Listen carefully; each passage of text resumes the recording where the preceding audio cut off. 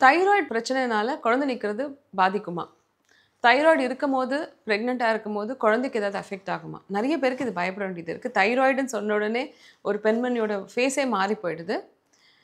ஒரு 10 பிரச்சனை இருக்கு அப்படின்னு சொன்னா, சர்க்கரை வியாதி, தைராய்டு, பாலிசிஸ்டிக் ஓவரீஸ் இந்த மாரி நெறைய பிரச்சனைகள்ல ஒரு பெண்மணிக்கு தைராய்டு பிரச்சனை இருந்துச்சுன்னா தான் ஈஸியா சரி பண்ண முடியும்.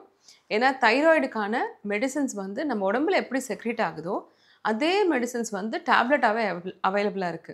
சர்க்கரை வியாதிக்கு பார்த்தீங்கன்னா, மாடிஃபைடா தான் டேப்லெட் அவைலபிளா இருக்கு. அதே இன்சுலின் நம்ம குடுக்கணும்னு சொன்னா, இன்ஜெக்ஷனா தான் அவைலபிளா இருக்கு. ஆனா தைராய்டுக்கு அப்படியே மாத்திரையா இருக்கு. காலையில வெறும் வயித்துல போடணும். ஒரு சின்ன மாத்திரை. அது போட்டா தைராய்டு கண்ட்ரோலா இருந்துச்சுன்னா, ஒரு பிரச்சனையும் கிடையாது. ஸோ தைராய்டு வந்து எப்படி அஃபெக்ட் ஆகும்? குழந்தை பெத்துக்கணும்னு நினைக்கிறவங்க, ஒரு குழந்தையின்மையில இருக்கிறவங்களுக்கு, இல்ல கல்யாணம் ஆகி இப்ப தான் குழந்தை பெத்துக்கணும்னு நினைக்கிறீங்கன்னா, கட்டாயம் தைராய்டு லெவல்ஸ செக் பண்ணுங்க. உங்க ஹீமோகுளோபின் எப்படி இருக்கு? தைராய்டு எப்படி இருக்கு? சுகர் எப்படி இருக்கு? இதெல்லாம் பார்த்துட்டு கன்சீவ் ஆகுறது ரொம்பவே நல்லது. தைராய்டு கம்மியா இருந்தா கட்டாயம் கன்சீவே ஆக முடியாதுன்னு இல்ல. தைராய்டு கம்மியா இருந்தும் கன்சீவ் ஆனவங்க நெறைய பேர் இருக்காங்க. பட் தைராய்டு கம்மியா இருக்கிறதுனால கன்சீவ் ஆகாம போகலாம். அதனால டிஎஸ்ஹெச், ஃப்ரீ T3, ஃப்ரீ T4ன்னு செக் பண்ணுவோம். டிஎஸ்ஹெச் லெவல்ஸ் வந்து 4லேருந்து 10 வரைக்கும் இருக்கும்போது, நாங்க சப்கிளினிக்கல் ஹைப்போதைராய்டிசம் சொல்றோம். ஸோ இவங்களுக்கு மாத்திரைகள் குடுக்கறது மேண்டேட்டரி ஆயிடுச்சு. உலகம் ஃபுல்லா கைட்லைன்ஸ் அத தான் சப்போர்ட் பண்ணுது. தைராய்டு லெவல் 2.5லேருந்து 4 இருக்கிறவங்க எல்லாருக்கும் நாங்க மெடிசின்ஸ் குடுக்கறது கிடையாது.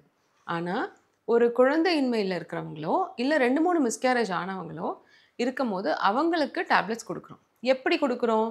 டிஎஸ்ஹெச் வந்து 2.5லேருந்து 4 இருக்கும்போது தான் நம்மளுக்கு ஒரு கன்ஃப்யூஷன் ஆகுது. டேப்லெட் குடுக்கணுமா? இல்லையா? இந்த ரிப்போர்ட்ல பார்த்தா 4க்கு மேல தான் அப்நார்மல் குடுத்துருக்கு. ஆனா டாக்டர் 3.5 பிரச்சனைன்னு சொல்றாங்களே, என்ன ரீசன் அப்படின்னு கேட்டீங்கன்னா, அவங்களுக்கு ஆன்டி டிபிஓ ஆன்டிபாடிஸ் அப்படின்னு ஒண்ணு செக் பண்ணுவோம். ஆன்டி டிபிஓ ஆன்டிபாடிஸ் வந்து நார்மலா தைராய்டுக்கு நம்ம உடம்பே ஆன்டிபாடி செக்ரீட் பண்ணுதுன்னு அர்த்தம். அப்படி தைராய்டு வந்து 2.5லேருந்து 4 இருக்கிறவங்களுக்கு ஒரு டைலமா இருக்கும். குடுக்கலாமா? வேண்டாமான்னு.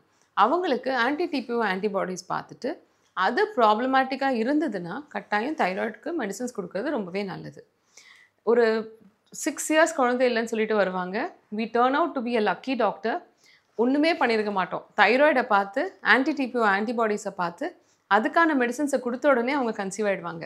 ஸோ என்ன பிரச்சனை இருக்கு ஒருத்தவங்களுக்குன்னு பார்த்து, அதுக்கான தீர்வ குடுக்கும்போது, அவங்களோட கனவு வந்து சீக்கிரமாவே நிறைவேறிடுது. ஸோ பிரெக்னன்ட் ஆயிட்டேன் டாக்டர் இப்போ. தைராய்டு மெடிசின கன்டின்யூ பண்ணணுமா?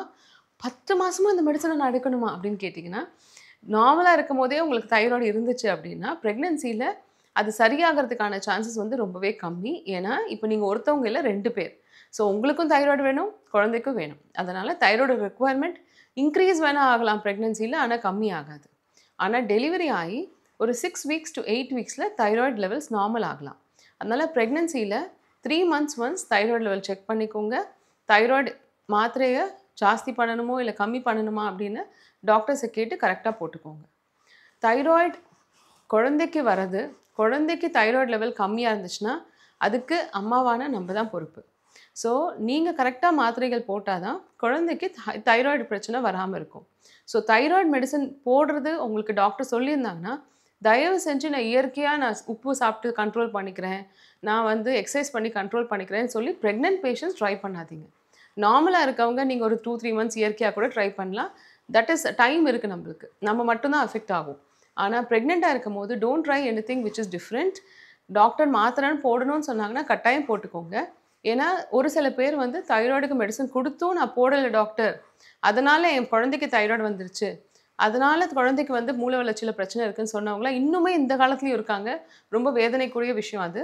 அதனால தைராய்டுன்னு டாக்டர் சொல்லிட்டாங்கன்னா, கரெக்ட்டா மெடிசின் போட்டுக்கோங்க. தைராய்டு எனக்கு இருக்கு, குழந்தைக்கும் வந்துருமா? அப்படின்னு கேட்கிறவங்க நெறைய பேர் இருக்காங்க. ஸோ அதுக்கு என்ன பண்ணலாம்? டெலிவரி ஆன உடனே குழந்தைக்கு ஒரு 1 வீக்ல வந்து தைராய்டு லெவல்ஸ் பார்ப்பாங்க. குழந்தையோட தைராய்டு லெவல்ஸ் பார்த்துட்டு, அது நார்மலா இருந்துச்சுன்னா எதுவுமே தேவையில்ல. உங்களுக்கு தைராய்டு இருக்கிறதுனால குழந்தைக்கு வரணும்னு அவசியம் கிடையாது. ஆனா, செக் பண்ணிக்கிறது இப்போ ஒரு நார்மல் வேல்யூ ஆயிடுச்சு. ஈவன் அம்மாக்கு தைராய்டு இல்லன்னா கூட குழந்தைக்கு தைராய்டு செக் பண்றாங்க. ஏன் அப்டின்னா, தைராய்டு டெஃபிஷியன்சி இருந்து அத கண்டுபிடிக்காம விட்டுட்டோம்னா குழந்தைக்கு, அது வந்து மூல வளர்ச்சிய ரொம்பவே பாதிக்கும். It is one of the leading cause of preventable cause of mental retardation.